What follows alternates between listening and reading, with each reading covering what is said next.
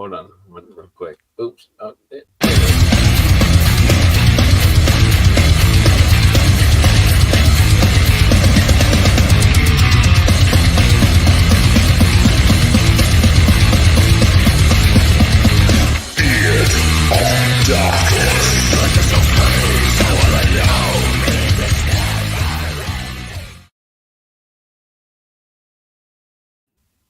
Yes, dude. Oh, what did you think about that? Come on.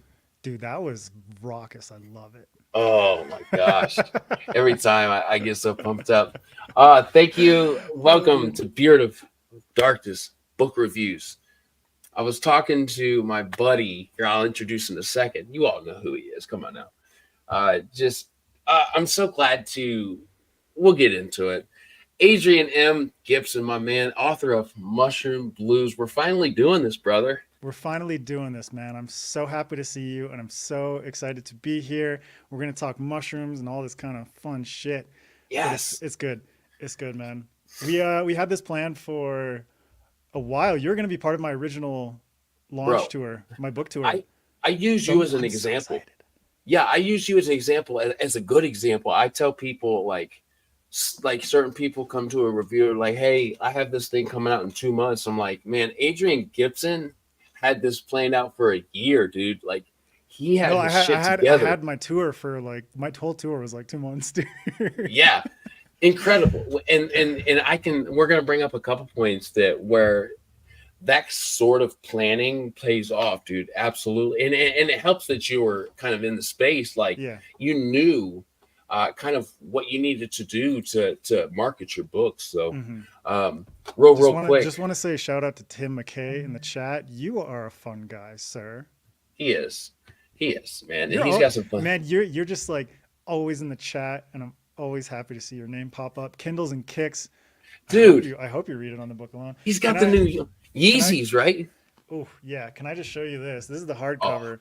But when you take off that dust jacket, ooh, oh it is just baby. naked artwork That's by Felix. my buddy Felix Ortiz.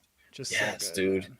So good. I I want to I say, always man. try to promote Felix's work whenever I Oh, can because he's just the and best. good luck. Like, and I have to say, he's dabbling in this too with Felix. It's like, dude, like this guy, like, obviously he has proven himself in the cover art space, right? And for those of you that are patient enough to deal with his schedule, yeah, Hmm. man, that's it. Now I have to ask, when you got a hold of Felix, how was that wait? It wasn't too bad actually because we became friends after he came on my podcast uh, back in 20 what was it 2022 like episode 12. This was really early on, but I had a really cool panel on cover art and design. So much of the shit that happens in like my whole self-pub career is like, oh yeah, such and such person that I met through the podcast. No, start a podcast and you'll meet a ton of people that are really really amazing and really Dude, helpful and willing to help, so that's always a benefit. But can I have to say I've reached out to Felix 3 times. I'm still bugging him, and yeah. he's like, "Man, I love the show. I have no time." So Yeah. you got lucky getting him in 2022. But it was great because I had him on Facebook. I just sent him a DM, and that was like February of last year. Um, and then he delivered the artwork, I think, in October. Oh wow, that's a Yeah, wait though.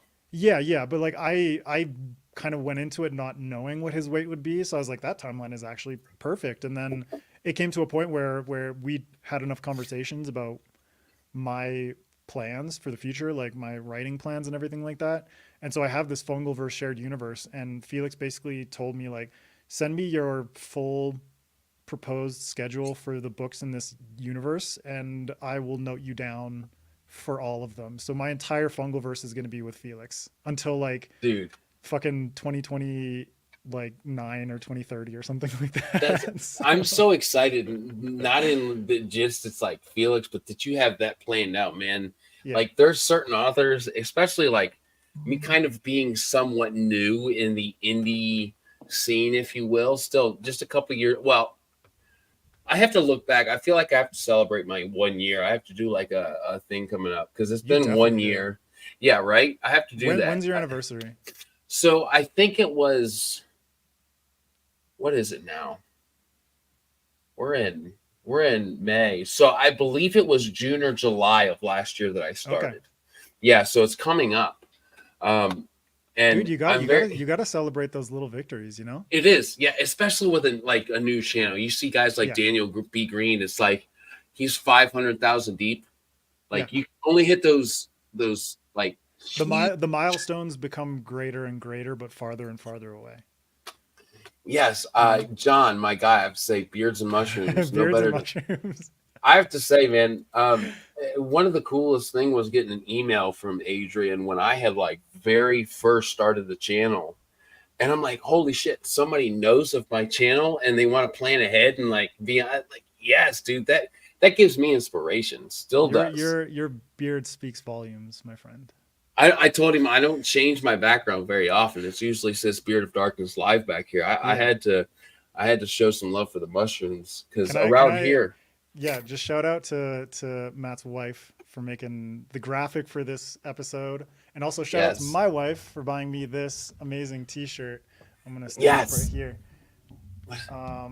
Yeah, there we go. rhythm, yes, dude. It says the brand is called Underground Connection. That is Underground Connection. Yeah, so Underground Connection is the brand, or like That the brand makes of the complete t-shirt. sense. Yeah, so I was like, dude, this is the best t-shirt anyone has ever bought me. So, shout out to wives, man. Oh, that support system, man. Oh my goodness.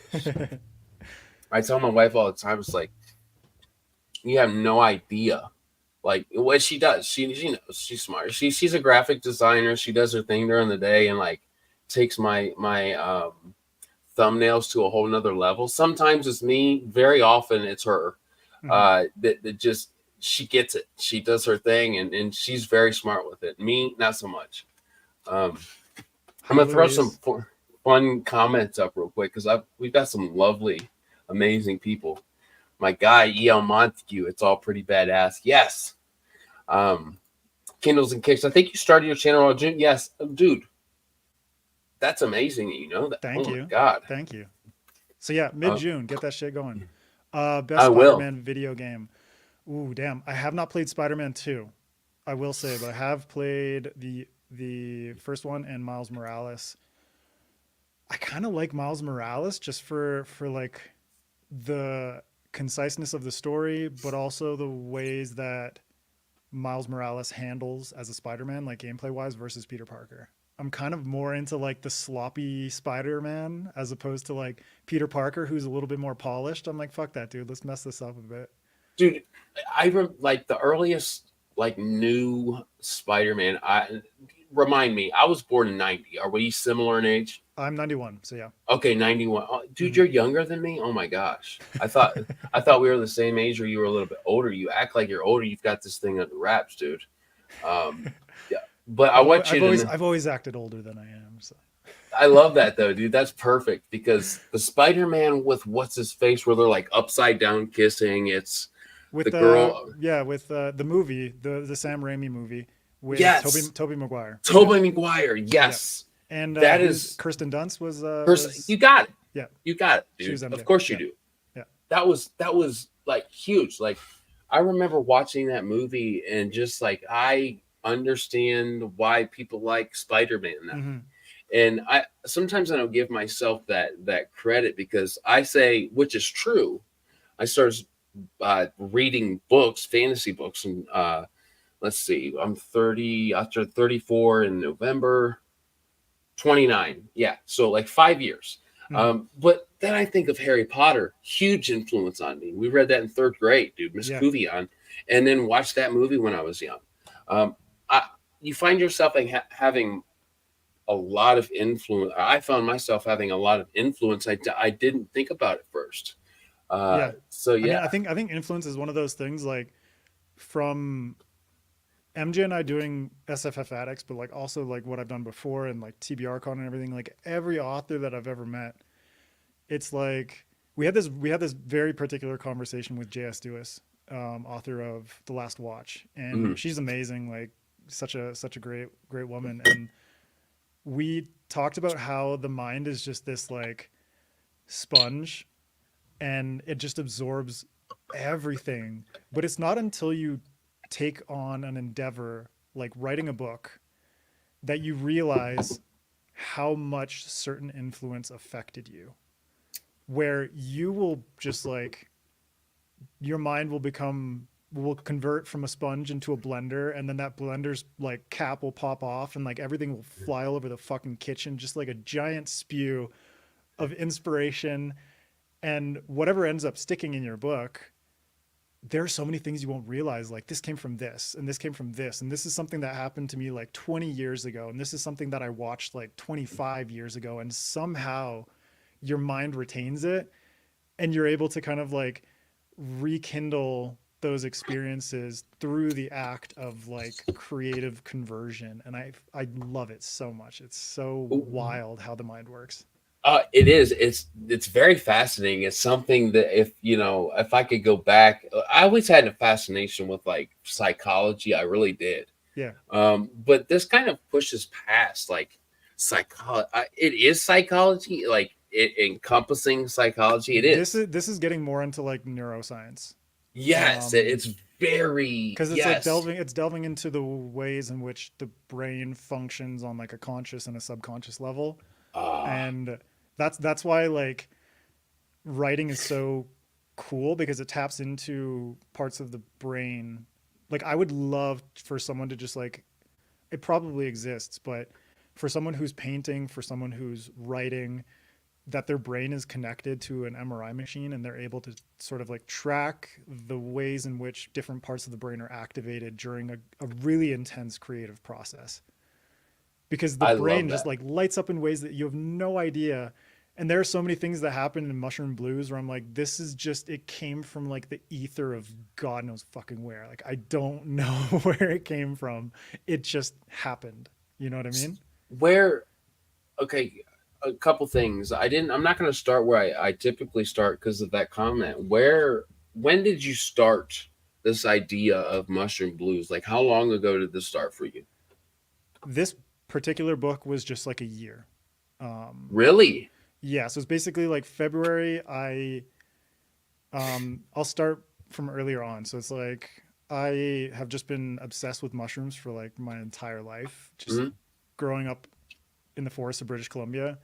Just like, what are these like weird, wobbly, gooey, like disgusting, alien looking things?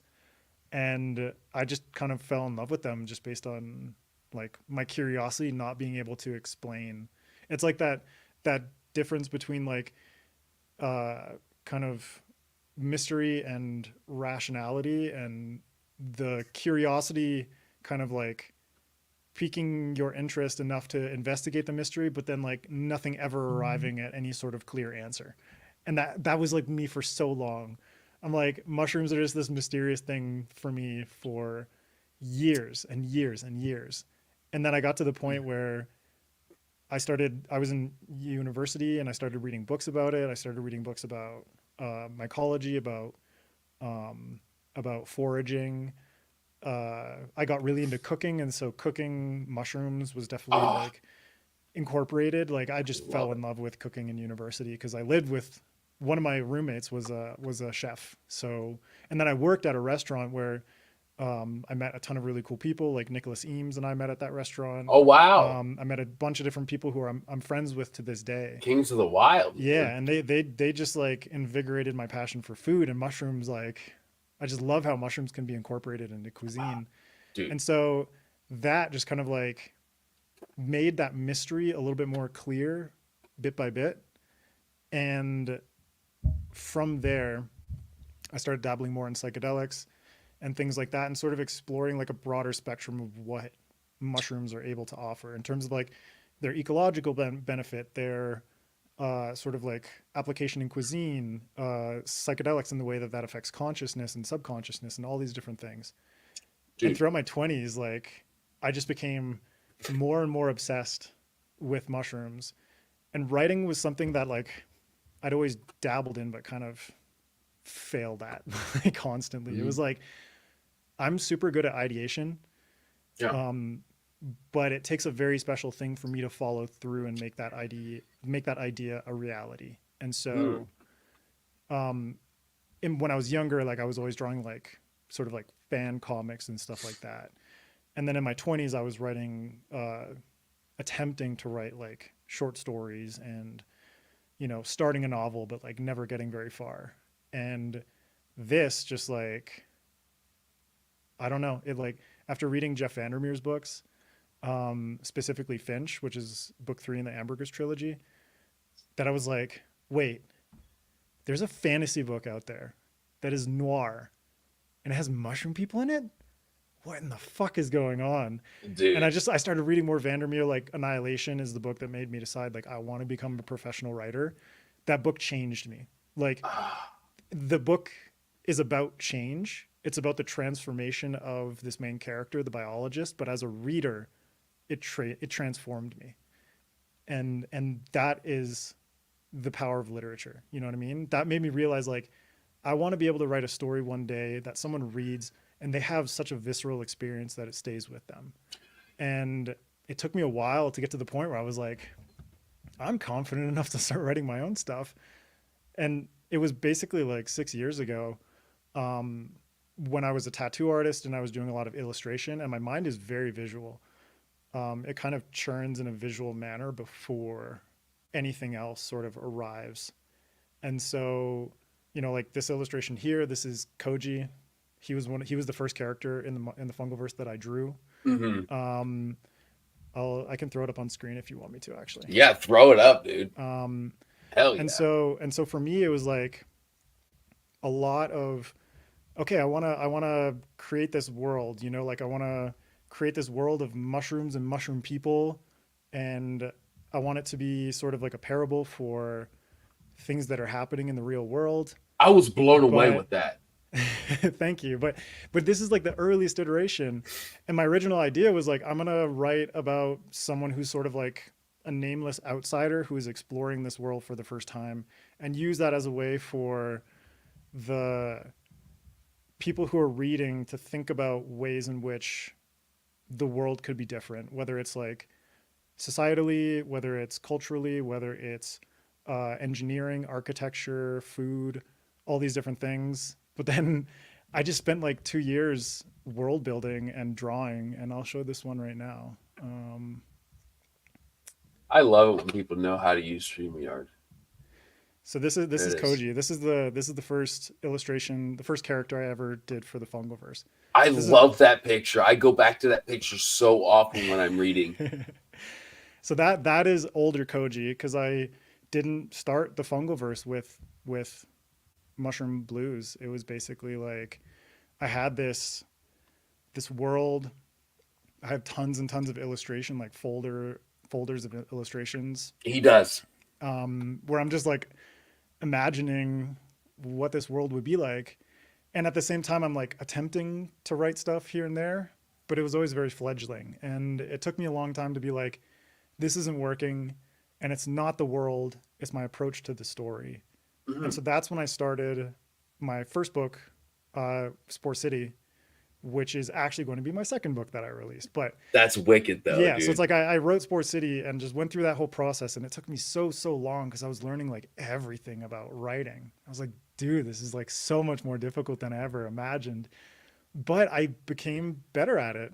Like I look at earlier chapters versus later chapters, and I got better at it. Like I really did, and I got to the end of that first draft and I was like, I'm exhausted. Like, I just don't want to do this anymore. Like, I want to put this aside. I want to put this draft aside.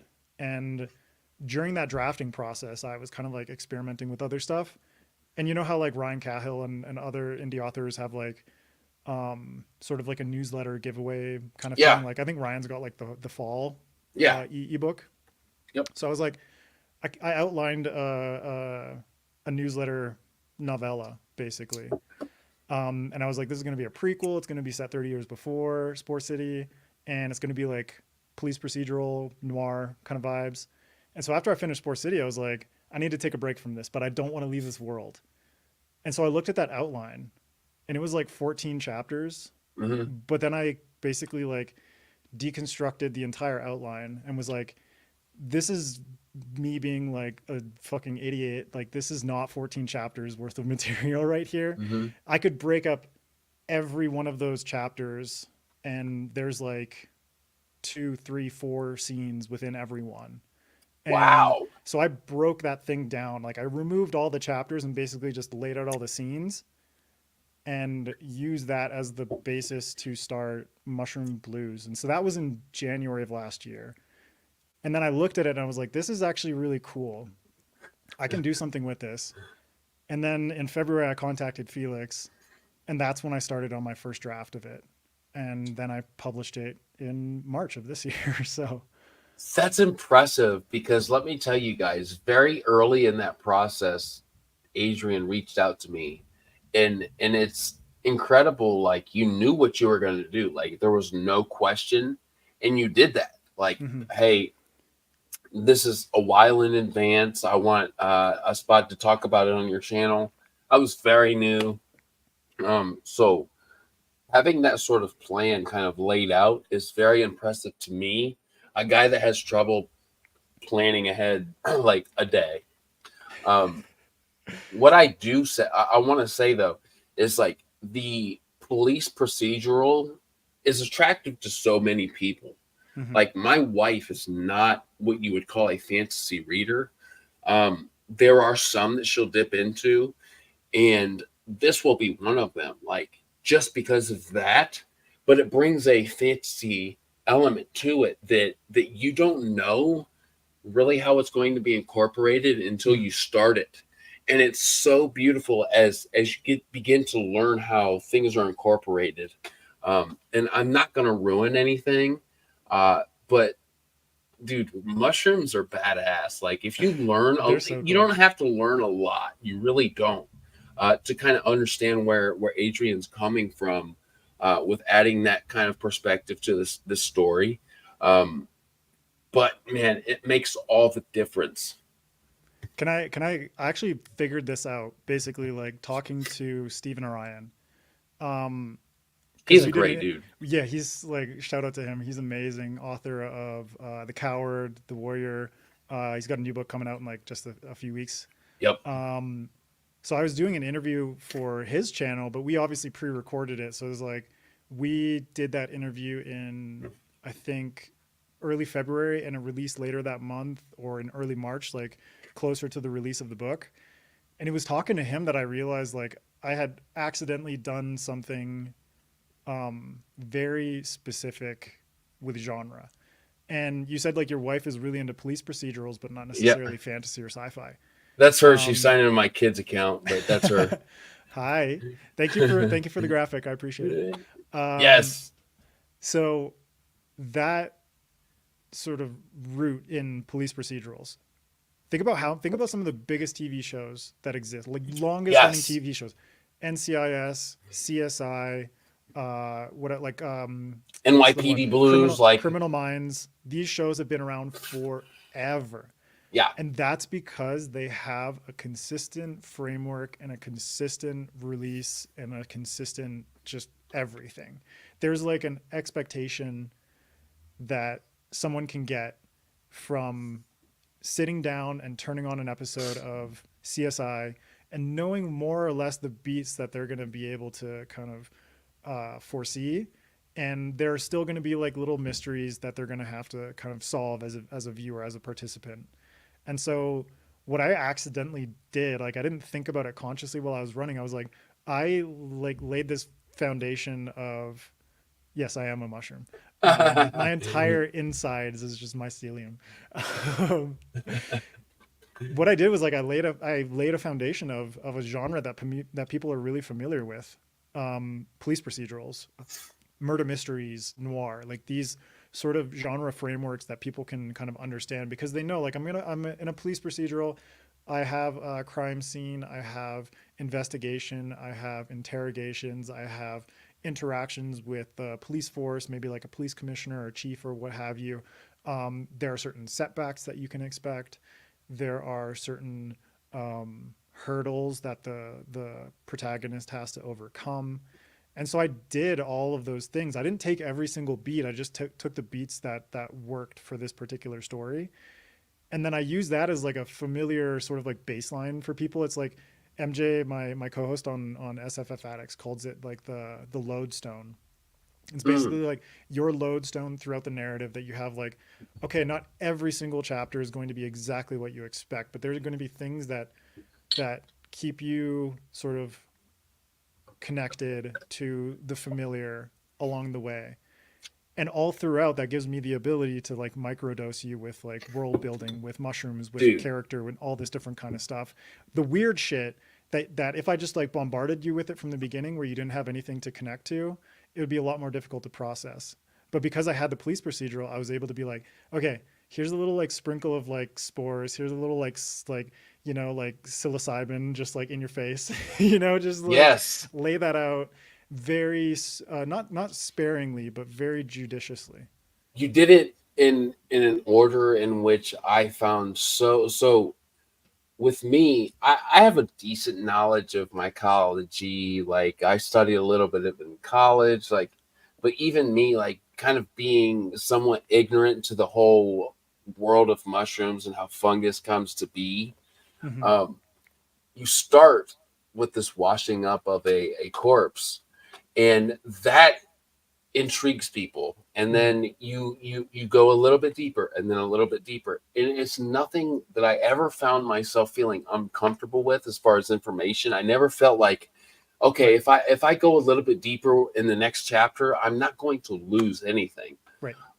And the attitudes there, um it, when I say attitude, I mean when you think of a detective, especially a uh a detective that is experienced, this will come through. It's all very natural. So I found that to be very profound, man. You did that so well. Thank you, man. I really appreciate Oh, that. 100%. 100%. And I also have to say, I always love where people come from. Where do you hail from tonight, my friend? Well, I'm from Canada, British Columbia Mhm. in particular, but right now I live in Ecuador, which is like another, strangely enough, is like another like mycological haven of the world, just Dude, because of like the Amazon alone. But yeah, of I mean, if anything, yeah, if anything screams that, it's the Amazon. So yeah. what time is it? The same? This is me learning. What time is it there? Your Eastern time. So just because the United States has daylight savings, you're Mm. 1 hour ahead. But So then it's eight. for me, it's I'm just 1 hour behind you. But Okay. then when daylight savings happens again, for like the second half of the year, or not the second half of the year, but like starting in October or whatever, then we'll Yeah, be on the same time zone again. dude. See, Because I Ecuador's on the equator, so the sun never changes its position in relation to where we are. that makes me feel better because for some reason I felt like for all of these interviews that you do at It's like an this time, ungodly hour. yeah, it's like 4 a.m. or something. And Yeah, like dude. that's the UK. Like I'm thinking of the UK, Yeah. and it's nothing. And of course, I know you're a little bit closer. I feel like I'm not very If you good at. if you do a straight line down, like Ohio is pretty like if you just go straight south, like Ohio is pretty much in line with Ecuador. So Adrian knows I live yeah. in Ohio. I have to tell you, Adrian is one of those guys that just really is a refreshing dude. Because if I was just chilling here at home or if I was in the hospital, man, just checking up on you. Adrian is that dude, man. Adrian is a solid ass human, man. I have to put that out there. Um, I appreciate the people that I have in my life, and it's like honestly, this book would be nothing were it not for those kinds of relationships. You know what I mean? Like I've who was it that called me a mushroom? MV Prindle. Um, yeah, he's another author. if I'm a mushroom, it is most representative in my appreciation for the sort of like relationships that I have and how that is analogous to mycelium in the way it would Oh, in the way in which it that's interacts with the world. It's like community is everything. People and friendships are just that is pretty much the only reason that I was able to finish the book, that I was able to have the courage to start it, that I was that's able to amazing. promote it in the way that I did, the ways in which people have supported it pre and post release. Like this book wouldn't exist. This book wouldn't have done as well as it has were it not for the people around me, and it's like we're all little like hyphae, and we're just kind of like putting our feelers out there and hopefully finding those connections. You know what I mean? Look, I really hope that everybody that hears mycelium goes and really researches that, because it's enormous. It's incredible. It's incredible the amount of it, just the scope of things. I hope you go and check that out, because life will not decay. It's decay without fungus, and Yeah, this it's incredible, the roots in which they reach out and start and end things is incredible. yeah. I have Just to like throw the some questions up. okay, Kindles and Kicks, is the spore drive your favorite concept in Star Trek? Fun fact about the spore drive. That is actually really cool. I haven't really delved too deep into Star Trek Discovery, but I know the spore drive is there because I watched, I think, the first season, but just never went back to it. The spore drive is really cool. Um, like feasibility wise, if the entire universe is conceptually like a mycelial network, then fuck yeah, like that works. But I just really appreciate it for the imagination of it, as opposed to Star Trek, which has really been a series that, despite being sci-fi, has been rooted in reality and sort of Mm. like, obviously, like um, what's the transporter kind of thing. I did not watch any Star Trek. Yeah, there are obviously like specific things in Star Trek that are like wildly outside of the realm of possibility. But the spore drive is really cool, just because it's like it involves mushrooms. Also, there's a character in Star Trek named after Paul Stamets, who's like one of my all-time favorite human beings, and is basically like an amateur mycologist that has become like a global spokesperson for the mushroom revolution. So I appreciate that they had a Wow. nod to someone like Paul in that show, and then they made it even bigger by having like the spore drive and the sort of like mycelial network aspects of the universe become sort of like a story concept, you know? I did not know that. Yeah. That's incredible. Shad Zaman, my guy. Yes. I met this dude once, and man, he was so refreshing. He is such a cool ass dude. I've Uh, seen him before in other chats as well. yeah, Um, he's a solid dude. Will your book be getting an audio? yeah, so I was planning on narrating this myself. But going through that experience, I ended up narrating 10 chapters, which will never see the light of day, even though they weren't like bad or anything. It's just Mhm. I did not love the experience. And there's a difference between podcasting and doing live stuff like this, where it's very off the cuff. I don't have to think too much about exactly what I'm saying, nor the level of perfection that is required. And in an audiobook, every syllable matters. Did it And surprise you, as a guy that does interviews and hears this as much as I do? Like, I yep, tried to do this yep, myself. yep. It is unbelievable. I have so much respect for professional They're narrators. actors. They're incredible. And so I made the announcement that I'm not going to be narrating, but I have found a narrator. I'm not going to announce who she is just yet, That's but okay. I've got her booked for August. She's really, really cool. I'm going to the UK in August for Worldcon. She's also from the UK. She gets tattoos in commemorations of projects that she does. And she said she wanted to get a mushroom for this one. And I was like, I'm a Dude, tattoo artist and I will tattoo it for you when I'm in the UK. And we fucking clicked. my So, wife did all these yeah, tattoos right here. amazing, Like dude. this one on my this one, yeah, Nice. this one. So she doesn't do them anymore, but I felt Yeah. like you would relate with that. No, but it's like a skill that doesn't necessarily go away. It's like, riding a bicycle. You Yeah. obviously like have a little hiccups at first, but then you kind of get back into it.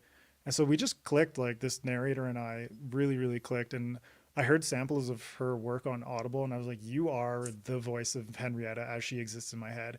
So I've got Dude. her book for August, and hopefully the audiobook will be like probably October, potentially November, depending on how long like Audible processing and stuff like that takes. But it is coming, Shad. That's awesome. Yeah. Yes, dude, that's awesome. That is incredible. Yeah. Kindle says, have you read any Michael Pollan? Michael Pollan, Crystal Matar and I bonded over two people, Anthony Bourdain and Michael Pollan. And Michael Pollan Ooh, is one of my Anthony's a favorite. gangster, dude. He's amazing. Michael Pollan is one of my favorite journalists, favorite writers. And the ways in which he communicates information are the most digestible that I've ever read in nonfiction. I adore everything that he's written. I adore the way that he thinks about the relationships between nature and human beings. I appreciate the way he views food, and the ways in which he communicates about ways humans can better their relationship with the world around them, as a way of bettering their relationship with themselves. So it's like, Oh, think about the food that you eat, think about the things that where that food comes from, how that food is grown, processed, transported, and the ways in which that food interacts with your body and the way that you feel based on the stuff that you consume. And I think that transcends just food. It's like based on what you consume in the sense of entertainment, in the sense of books, in the sense of all these different things that make yeah. your mind work the way it does. Oh, I just adore how Michael Pollan talks about that stuff. I have to say, a guy like Anthony Bourdain, I watched for many years. It, excuse me. And I want to say this just for the people who don't always agree exactly with everything somebody does. Anthony Bourdain, man, he had a lot to say. He had a Mm-hmm. lot of opinions, and it doesn't matter if you agree with every single opinion. The guy was very profound. The guy, man, unfortunately, man, there's a lot of unfortunates, but I watched this guy go around the world and just tell me a story Mm-hmm. with food.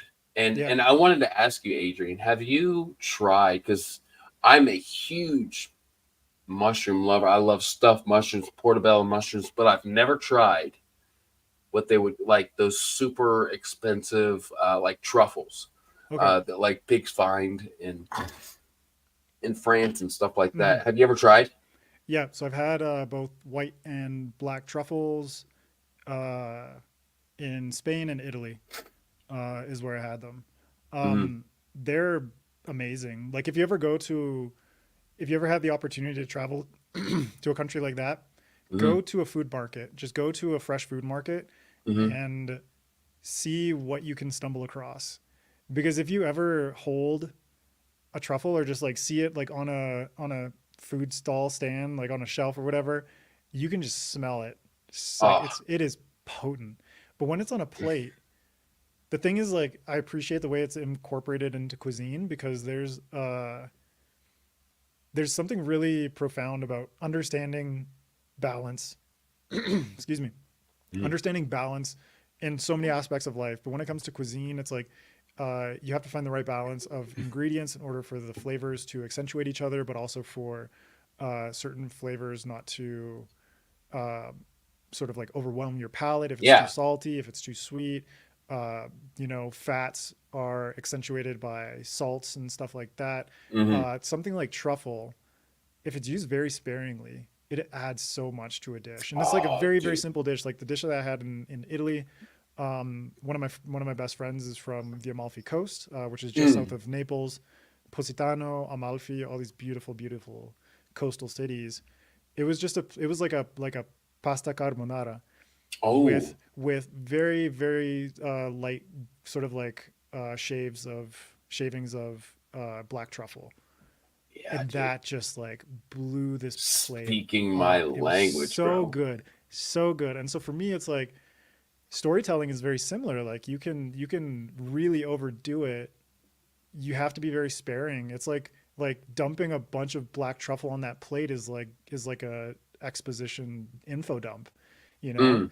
So it's like every craft has their balance, and it just takes the person who is exploring that craft to be able to find the right balance for them as a creator and the consumer as the person who will enjoy it. And like Anthony Bourdain was an absolute master of this because what he did was he made food a vessel through which human stories could be told. And Mm. Yes. he found that balance through his different TV shows. Like how to tell a story that is about food, but is about more than food. And it's never Even in the most overwhelming. like Yeah, terrible places. exactly. And it's never overwhelmingly about food, nor is it ever overwhelmingly about human stories and individual stories.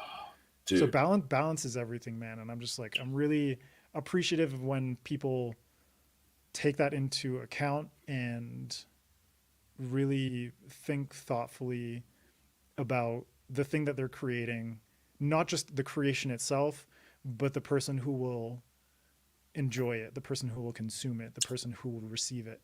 You know what I want to try more than anything right now? Like black truffles and white truffles are up there for sure. Like I'm a mushroom umami Mm-hmm. kind of person. I love it. Peking duck, Ooh, yeah, dude. Peking duck is good. Ooh, I you've had it. Oh my I gosh. used to live in Vancouver, and Vancouver has like a giant Chinese population. Oh, People from Hong Kong, people from Shanghai, dude. different places. So it's like I could enjoy like Hong Kong cuisine. I could enjoy like Szechuan cuisine. All these different like provincial cuisines from China were available in Vancouver. And then I also went to China with my wife. We went to Japan as sort of like a late anniversary trip. So beautiful. Or sorry, like a late honeymoon, but like as like an anniversary honeymoon combination. We went to Japan, and then afterwards we went to Shanghai to visit some friends. And so I was able to like try legit, just like Chinese food in China. And I Oh, realized like, damn, the food in Vancouver is not like watered down at all. Like really? there are places where it is, but if you go to certain parts of Vancouver, like there's this one neighborhood called Richmond. Tim McKay is like, I didn't expect the interview to leave me so hungry. Deal with it, dude. Yeah, It's dude. I'm Friday night. starving. It's Friday night. Fucking indulge. But there's this one neighborhood in Vancouver called Richmond, and a lot of the Asian populations in Vancouver have basically settled down there and sort of set their roots down and open up restaurants, open up all kinds of different businesses. And the restaurants there are like legit, really good, really Wow. comparable to what I'd experienced in China. And also like even to the point where like road signs are in I can't remember if it's traditional Chinese. I think it's simplified, which simplified Chinese is basically like the characters, the logograms and alphabet that are associated with Mandarin, which is like mainland Chinese. Yeah. And so it's like all the signs and stuff are in English, not even English and French, English and simplified Chinese, which is Wow. just like wild. It's so crazy, man. Now that's different here in America. Like Adrian said, I live in Ohio, and like we have those Chinese buffets, but like, and they're ran by people who came from China. Right. They are. I have a feeling that But they're the somewhat. buffet variety is catering to a different crowd. Yes, they are. It Mm. is. Yeah, and I would love, man. I would absolutely love to try those traditional dishes that They're amazing. I've only learned through like Anthony Bourdain and TV and stuff like that, man. Because There's one Hong Kong dish which is called stinky tofu, mhm, which is so good, man. It's basically like fermented tofu. really, It's fermented tofu, and I yeah, love fermented food. Like you said, Andrew Zimmer like doesn't even like like that. no, man, I have such like a crazy palate that people would probably be disgusted by like half of the things that I'm really comfortable eating. Like I'm going to Glasgow for Worldcon in August, and I'm like, I'm definitely gonna get some haggis. Oh, yeah, I would too. Now I would now stinky tofu. I will try. I would Yeah, try stinky because tofu is good. If you love the umami of mushrooms, you will I love the do. umami fermented flavors of stinky tofu. I do. I really, really do, Yeah, man. I really love that umami. They call it, what do they call it? Not even a flavor, like a sensation or a yeah, it's like for me, it's like a triggering of some sort of like emotional response based on like how something hits my tongue, and I can't explain yes. it. Yeah. It's like, yeah, it's crazy. I think we're making everyone in the chat hungry. Like MV Prindle's like, when's my DoorDash getting here? Right. Yeah, dude. We're definitely Hey, chowing down we're to some talking about amazing stuff. mushrooms. It was bound to get into food, man. I'm such Yeah. a foodie, so I yeah. love that, dude. I haven't been able to talk to anybody about that on my channel yet, about the foodiness, because most of the time, like I'm grossing my wife out or like grossing my dad out, whoever it Right. is, like what's wrong with you? It's like nothing, man. I have that interest in You have a palate. something. You have a palate beyond your immediate surroundings, dude. Yes, dude, I do. Yeah. And there's nothing that you could put in front of me that I wouldn't try Me too. once or twice. Yep. Me too. Yeah. I love, Which is why, and I like, think that I was so proud of my son. Like, we went to Canada last year, just the two of us. This is my oldest son, and it was so cool to have that like bonding experience and everything. But he was trying everything, man. I have this video on my phone, and it just like makes me so happy every time I see it. We went to the restaurant, the one that I mentioned earlier, where I uh-huh. worked and met like Nick Eames and a bunch of other amazing people.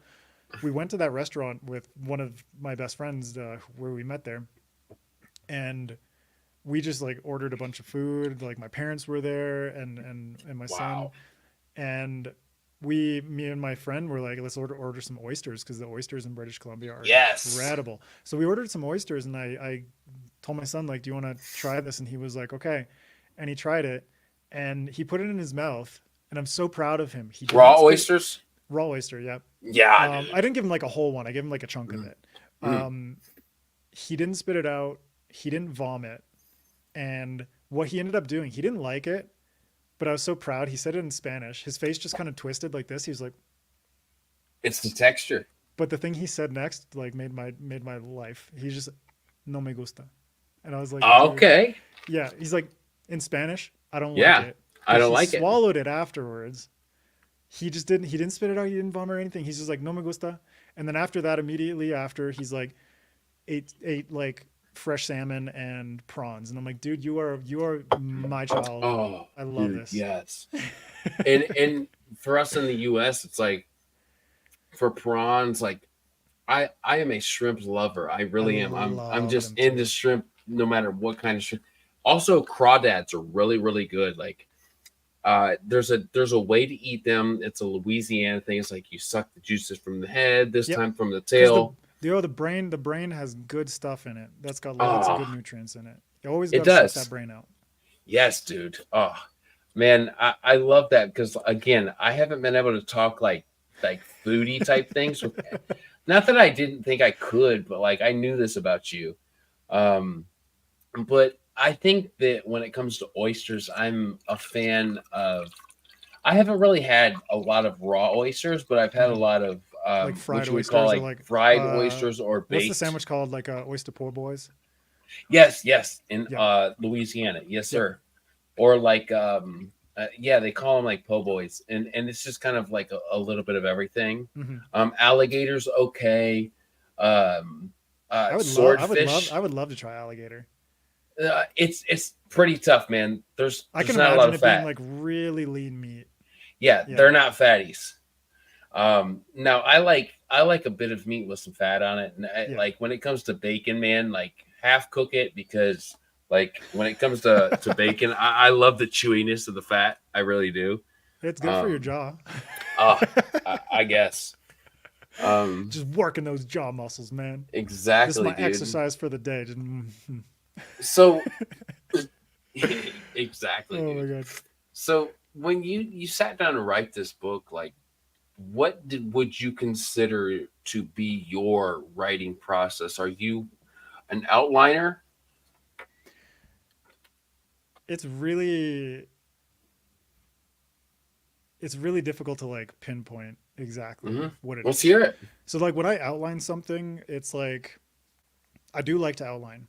Um, but for me that's like just sort of like my earliest draft. It's like Hmm. I refer to it as discovery outlining, where I'm just using the outline as a way to discover the flow of this story, the potential sort of uh, events in a scene, and that kind of stuff. So I'm using that outline as a way to be really flexible about what is going to happen in this story, how things are going to progress. And then when I get into first draft, it really boils down to like using the outline as like my guardrail, but not adhering to it wholesale. So it's like Mm. giving myself flexibility at every stage, because some of the best things that happen in, like in Spore City, it's some of the best things that have that happened in Mushroom Blues happened because whether it was during the first draft or some stage of revision, I gave myself the flexibility to kind of like veer off in a different direction and explore a potential story path or Mm. sort of like uh, character moment. And there are characters that exist in the final book that did not exist in draft one. Hi, Timothy. What's up, They Timothy? they didn't. There are characters that I love that didn't exist in draft one. There are some that didn't even exist in draft two. Wow. So by me giving myself the flexibility to explore those avenues, while still sort of using the framework of the outline as like a way to sort of like guide me along the path, if I came to a little deviation, like I would just kind of fuck off over there and see what's up. Mhm. If it didn't work, I Yeah. came back. If it really worked, I would take that and just like run with it. And so for me, like flexibility is the key because I learned this through this book. Like why I struggled with writing Spore City so much was because I tried to treat it the way that I had been able to treat creative uh, endeavors and projects before when my sons weren't born yet. Mm. And so it's like when I was a tattoo artist, it's like I could literally spend hours every day drawing, Mm. tattooing, writing ideas down, just being like really free flow, like smoke a little weed, like let Yeah. the let the muse kind of come to the surface. Perfectly And put. when my sons were born, you know, for anyone who has kids, they know children are like the biggest, you know, if we're talking in romantic terms, I would say they're like the biggest creative cock block that exists Dude. in Yeah. life. And I love them, but it took a lot of adjustment for me to understand like I can't treat creativity the way I did before. Thank you, Love and Laura. I appreciate it. That's Caden Um, Love, dog. oh, that is. Oh, yeah, Love That and is Lore.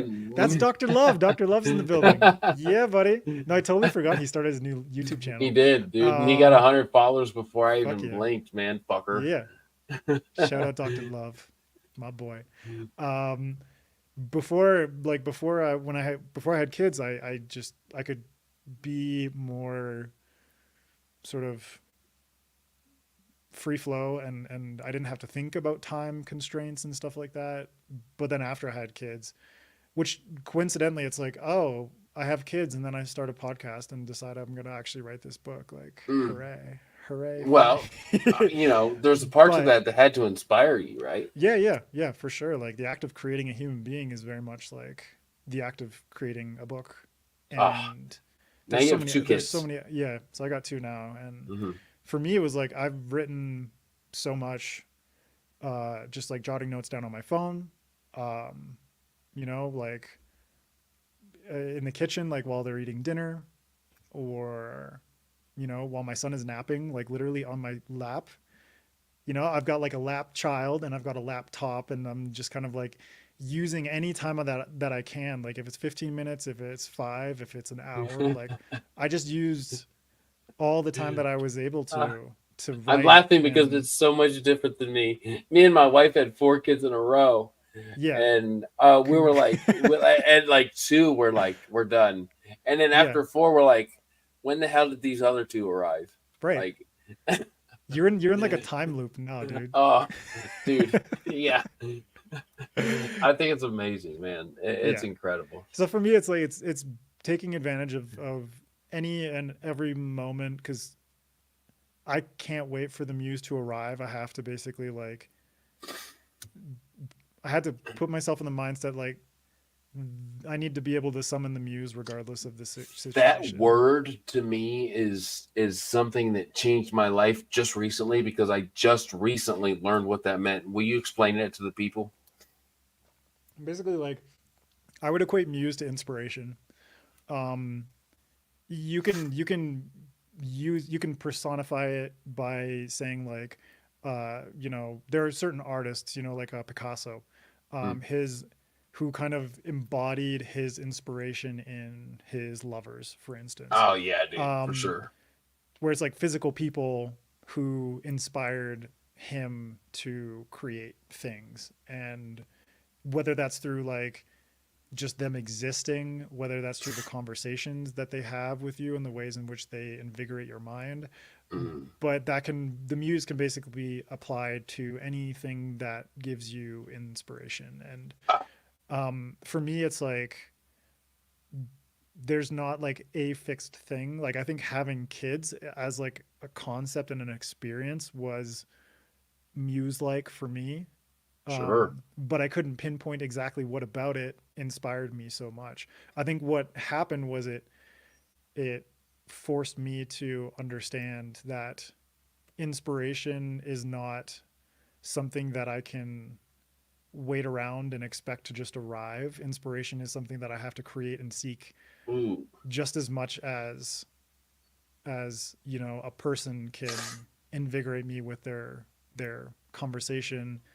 I can be invigorated by the sheer fact that I want to do a thing, and this is a window of opportunity for me to get one step closer to it. dude, yes. The way that I've incorporated it into my life, it's like you never really know when it's going to hit, but when it does, Mm-hmm. it's ever inspirational. Like Yeah, it really brings itself through. You don't have to look for it. It just happens. and you don't have to expect it to be like hitting the highest high every single Yeah. time. You know, it's like you can be okay with you know just making a step forward. You know, as a writer, it's like literally write a word and see what happens. For me, like when I was an artist, it was like just draw something, Mm. even if it's an experiment that turns out to be shit. It was still progress in some direction because I figured out a way in which a certain attempt didn't work out the way that I wanted it to. And Dude. even a misstep or a failure is a moment where you can learn to reapply it to the things that are working. And so you can say Ah, like I'm not going to do that anymore. It's like a really shitty relationship. yeah. It's like this person is really toxic for me. Why do I persist in that direction? And so when it comes to creativity, it's like if something you figure out like a routine is very toxic or a certain approach to doing the thing that you want to do is just not working out, instead of bashing your head against the wall trying to make that thing work, sometimes it's better to pivot and figure out a thing that might not work but could also be the best possible move you could make given that Oh, circumstance. yeah, dude. This question I wrote that I've never asked anybody, but I knew and I've asked you this question kind of before, but I Yeah. wanted to get much more of a solid answer Mm-hmm. because some of the authors that who have really influenced you, I've never read a single book from, and I Right. want these to be somewhat like black and white for me, Okay. and I know some other people too. So, if you wanted to name or let people know more about you as a writer, who are some of those authors you would suggest I read to kind of give those influences that really influenced you? So I mentioned Jeff Vandermeer Hmm. earlier. He's probably number one. Um, I think, I mean, on the back of the book, like, just I don't think it's on that edition. Yeah, here. Literally, I have like my sales pitch right at the top, Hmm. and part of it is like, yeah, mix like Blade Runner, True Detective, District 9 with the weird worlds of Jeff Vandermeer, Philip K. Dick, and China Mieville, and it's Yep, like China. that Yes, China. that kind of sums it up for me in terms of like um my a lot of like my biggest inspirations have been authors who kind of work in the realm of like the new weird genre, Hmm. the new weird movement. Um, Jeff Vandermeer, China Mieville being two of them. Philip K. Dick is like a much older author. Like he's not around anymore. He was primarily writing in like the 50s, 60s, or no, I think Hmm. like 60s, 70s, 80s Yeah. was like when he was most prominent. Um, And for me, he's like, I wouldn't say he's like a proto weird author, but he's definitely one of like the earlier weird authors. You could even like, throw weird back to, authors like the Beat Generation definitely has a ton of weird authors in there, William S. Burroughs, but you could go even further back with people like Camus, like Mm-hmm. these people who explored dimensions of reality and consciousness in ways that are unexpected and often uncanny and uncomfortable. And so for me, reading authors like that, like how many times I've read Philip K. Dick or Jeff Vandermeer or China Mieville, authors like these, and felt uncomfortable. And for me, that feeling of discomfort is so, it's just like the most nagging thing ever because it makes me think, why am I uncomfortable? Why did that particular thing make me feel that way? And so for me, that is like uh, uh, a point of contention within my mind to try and figure out like, why did I feel this way and how can I explore deeper in order to understand why that reaction was elicited based on what I read. And this could even be, like in films, there are a ton of films that evoke this sort of feeling as well. Mm. But when it comes to like writing in particular, I just love the ability for words to, at the same time, they're very much like mushrooms to me. At the same time that they are strange and uncanny and alien and disconcerting, just basically like the antithesis to like human beings, like these strange biological forms. Mm. At the same time, like so many things in nature, there is immense beauty to it. There is a sublime sort of aspect to the fact that these things exist and that they're able to do the things that they do. And words are very much the same. And so I look Oh, at an author like Jeff Vandermeer and Annihilation. The reason that book struck me so much was because, on one hand, the prose is so rich and so beautiful. mm. There are sentences and there are paragraphs in that book that read like poetry, and they Mm. are absolutely stunning. At the same time, there are phrases, there are the use of single words that just like penetrate into the deepest discomfort of my soul. Really? And so the way in which he as an author was able to construct his sentences and his words to evoke things like that made me realize like this is the true power of fiction, is the Wow. ability to essentially manipulate the human psyche in order to evoke emotions that some people may have never felt in their lives or are very uncomfortable feeling those feelings. Like some people really don't like to cry, but a book can make you cry. Oh, I want to so bad. And when you hit that moment, for me, it was always about like, why did I feel that way? What did Yeah. this book do that made me feel this way? And so I think it really ties back into what we were talking about earlier in terms of like sort of like the neuroscience and the way the brain works, the way psychology works, the way that we interpret language and that we communicate with each other in order to elicit a full range of emotions and psychological states. To Mm. me is just like so cool that a creative medium like fiction is able to do this. And Ah, so for me, it's like, I did want to write like a fun story. I did like a story that like propels readers along, it's emotional though. feels cinematic, but at the same time, it's very, very emotional. There are a lot of really dark themes in it. And I didn't Mm. want people to go into this and be like, okay, I'm watching an episode of CSI. It's like, Sure. It's not no, like that at no, all. you're going into this and you're thinking about colonization, whether it's on a mycological level or on like a societal, governmental level.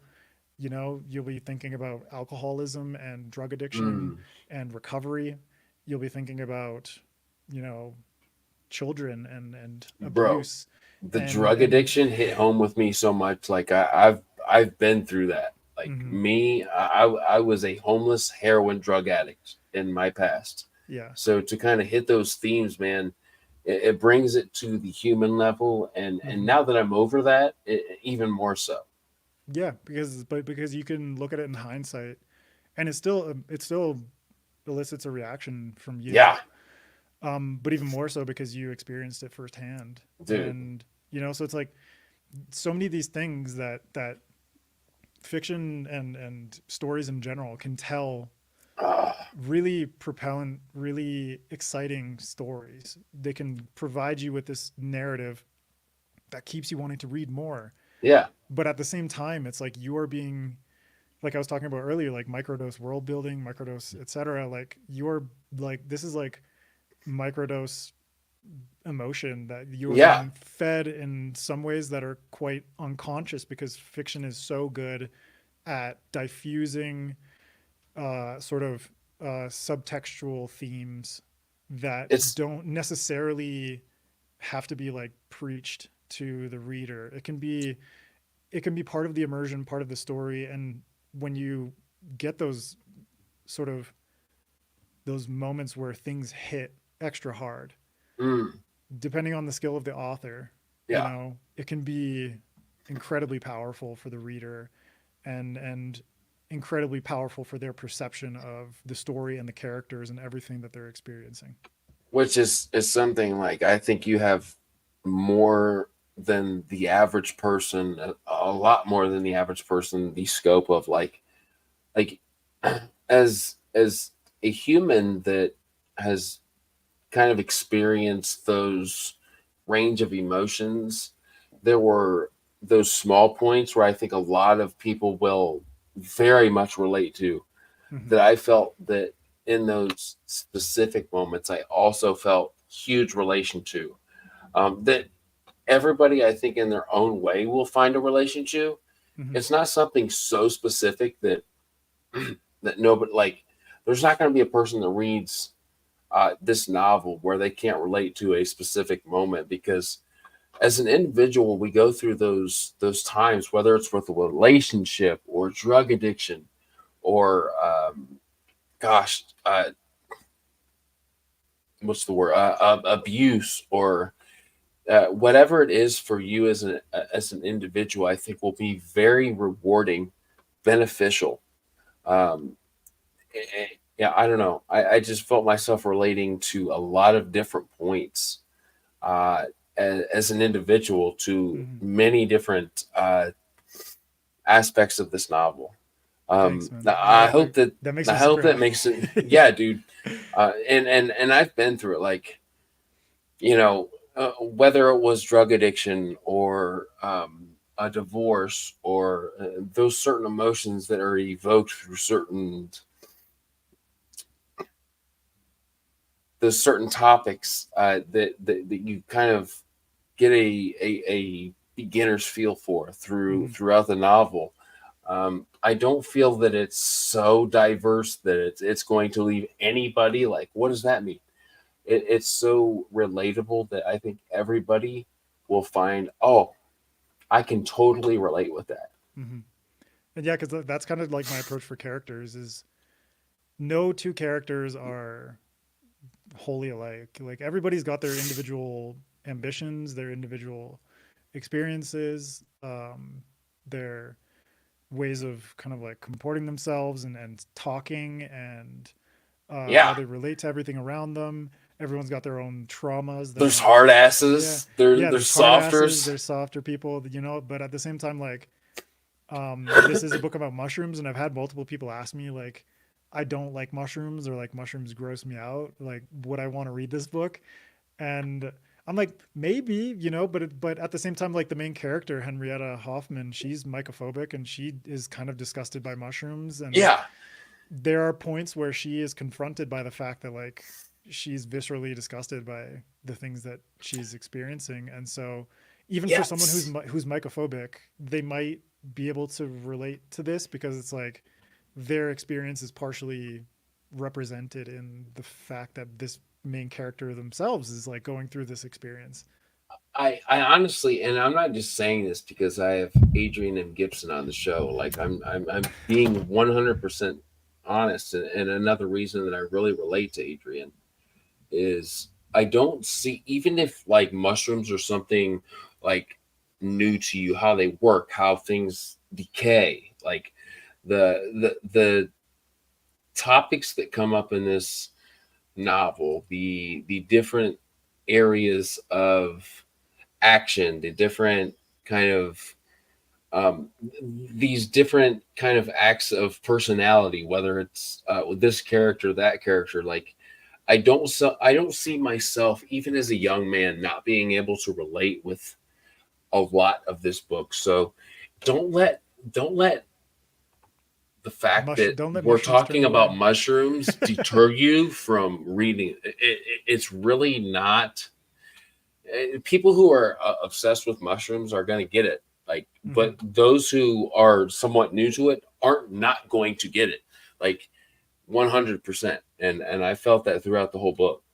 I even put like I have a glossary because it's like a secondary world. There's Yeah. a lot of there's like a language that I created for it, and there's also a glossary of mycological terms. So if Hmm. you're ever like confused about like what mycelium is Yeah. or what hypha is or what a stem is or what a cap is or gills or any of this different kind of stuff, there's also that in there for And you. it's easily referenced to, like, if I put something it at like, the oh beginning. It's not at the fucking yes, back. It's at the beginning. So you can just kind of flip back as to it it. There's a should map and be. everything. So it's like you can see locations. So yeah, I was very, very thorough about like the things that I wanted to include to be able to give those extra uh, sort of like options for people who would want to check it out, or who might be like a little bit confused in certain parts.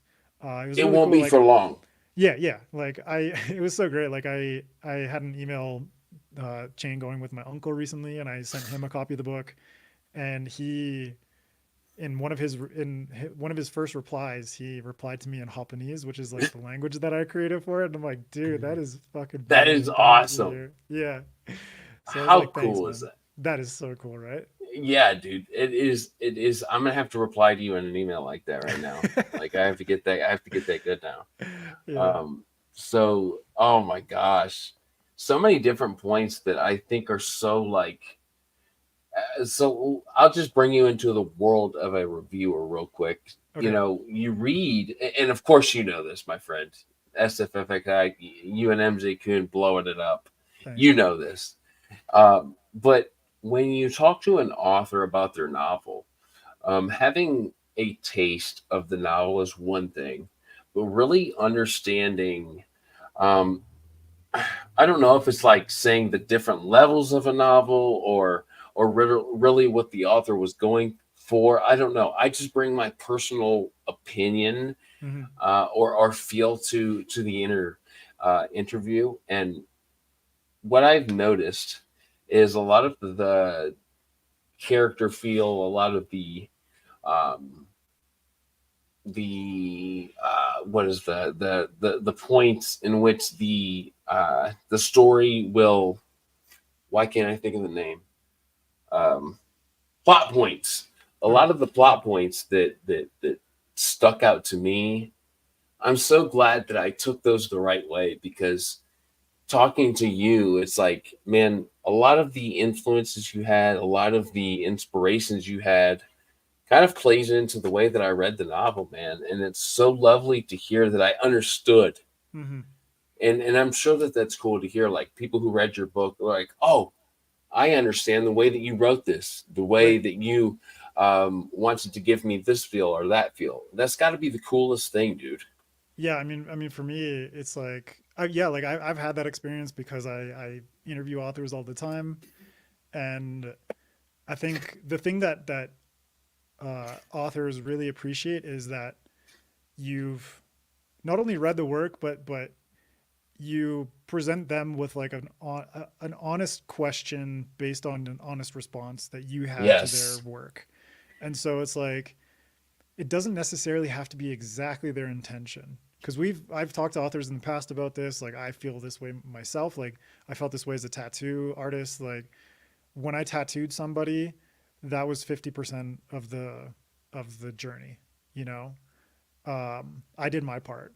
The Yeah. other 50% is how that person takes care of their tattoo as it's healing, and how they take care of their tattoo in the future. With books, with stories, an author does their 50% by creating the book and releasing the book, promoting the book, whatever. The other 50% is completely subjective experiences of the Ah, readers, of the reviewers, and everyone who receives that creative project and devours it in a way that they found satisfying or distasteful or whatever their response may be.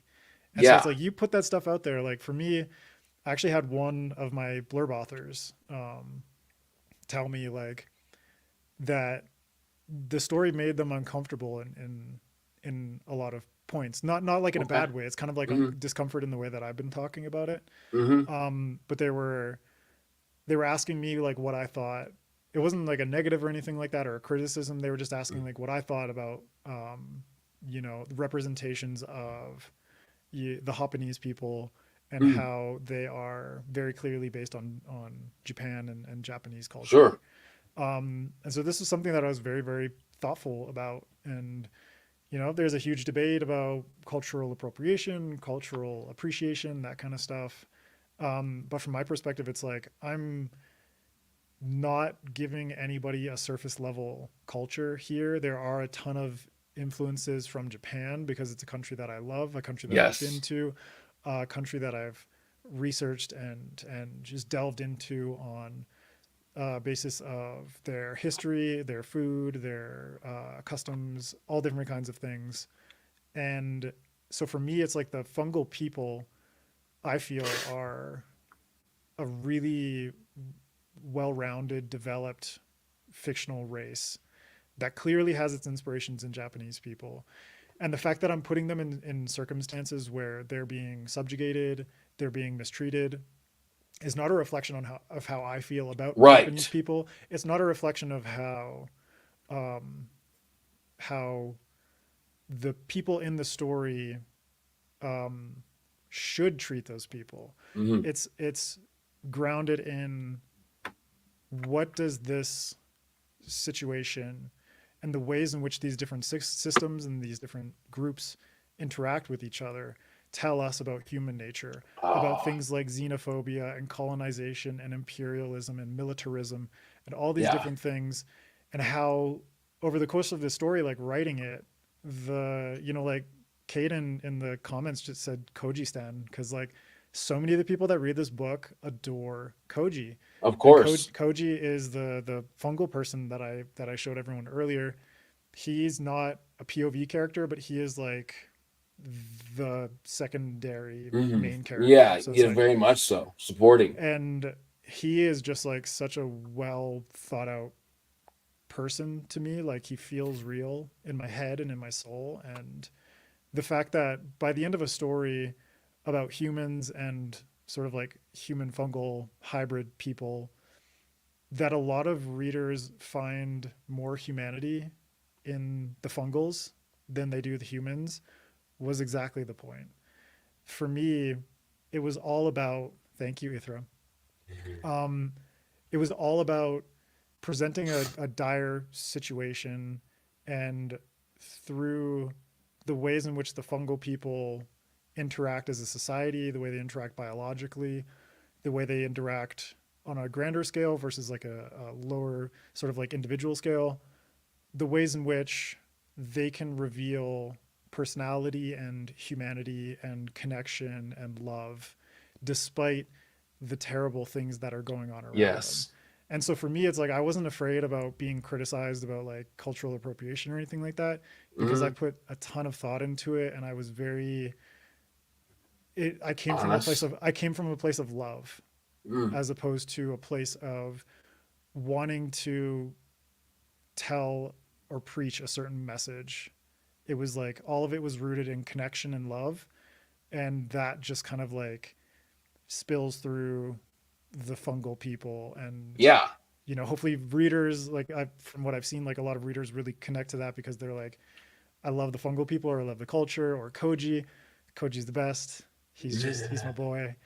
And everything that is a reflection of, say, Japan, in this book, based on the ways in which I wrote the fungal people, based on the ways in which the story unfolds, that love just starts to kind of like permeate It even does. more. And It and does. and you start to understand like, okay, these people were subjugated, they've been colonized, which is really sort of like a double entendre. Like the colonizers, aka the fungi, are being colonized by another nation, another race of people.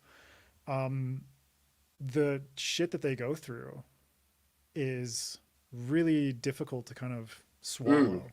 Yeah, But the fact that you can find these bright moments within the darkness, those are the moments that shine through. And those are the moments that, for a reader, provide clarity, but also for the characters provides clarity, especially Henrietta. dude. I think that you put that very beautifully and with intent and a little bit of honesty, well, with a lot of honesty of why the book is written, why it's written, the way that it's written. So thank you for that, man. It's I don't know about you. I'm sure that it's the same for you. Like when you read a novel and you get to talk to the author about the whys, the whens, the hows, all Mm-hmm. that fun stuff. It Yeah. just kind of breaks through in the way that it makes total sense, dude. Yeah. So I It's love it's kind that. of it's kind of like a surreal experience, but I appreciate it because it's like you get to peek inside someone else's brain and see how things kind of function and piece Yes, together. You know what I mean? And because we are different. We're we're all all different. different. We yes, and we all gain that inspiration, good, bad, other, through different things. Mm-hmm. And when we tell that story, I think it's something truly unique, something truly special. Agreed. Um, Yeah. so, what are you working on now? What's to come for you in the near future, my friend? So yeah, I mentioned the audiobook earlier, so that'll be out in the fall.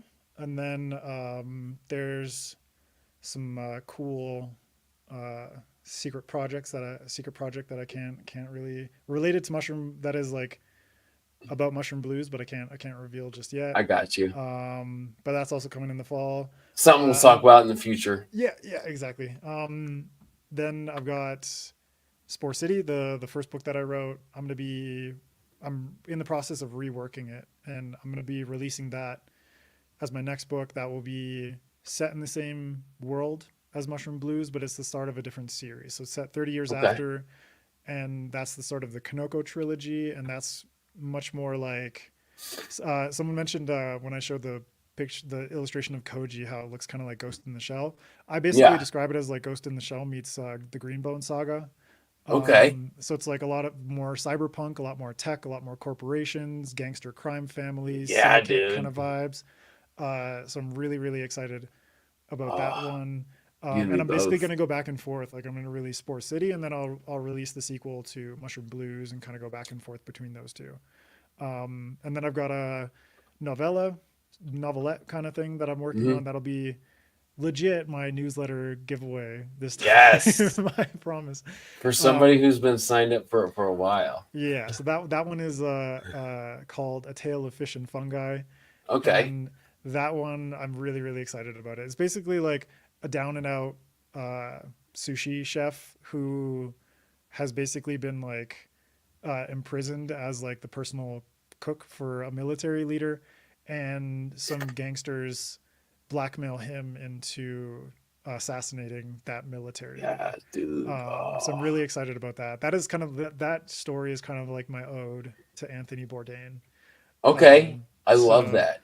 yeah, so I'm really excited about that. Like I reworked the outline, and it basically takes place after Mushroom Blues, but before the the sequel to that. So it's just like kind of like a nice little jaunt. There are some Yeah, characters dude. that appear in Mushroom Blues that you'll see again, and A yeah, cornucopia, if you will, of the wonderful things that I cannot wait to experience from you, my friend. I don't follow many authors or many people like I follow you, so I'm very excited, my friend. thanks, dude. Yeah, Of yeah. course. I'm just very excited because like I love this world, and from the response that I've gotten, like a lot of people are excited to read more stuff in the Yes. Fungalverse. Um, yeah, like I've got tons and tons of ideas. You know, maybe dabble in comics at some point within the Fungalverse. And then I've also talking to a really good friend of mine about co-authoring something. You know, like a novella or a Yeah, shorter dude. project, but co-authored with him, which I'm really excited about because he's a fabulous writer, just fantastic. Oh, I'm so excited. I would just say I'm very excited for me and my experience in reading some more into this wonderful word creating. I have to say, uh, having to wait a little longer to chat with my guy Adrian M. Gibson, it's been worth it I agree. because so many wonderful things.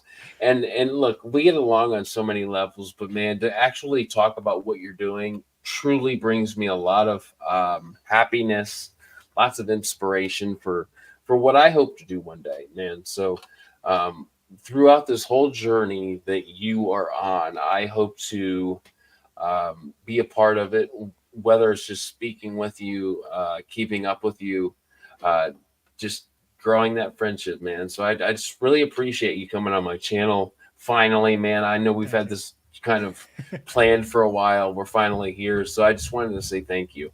No, I mean, I completely feel the same. Yeah, it's it was worth the wait. You know, it was like a it's Yeah, like a good truffle. You know. exactly, dude. Yeah, yeah, just a little shave at a time, Yes, and then all the exactly. flavors coalesce, and we finally get to do this, and I'm just very happy about that. Oh So my guy, yeah, I'm so thankful. I really am. I'm so thankful because you're one of those guys that I really look up to, Adrian. I want you to know that, my friend.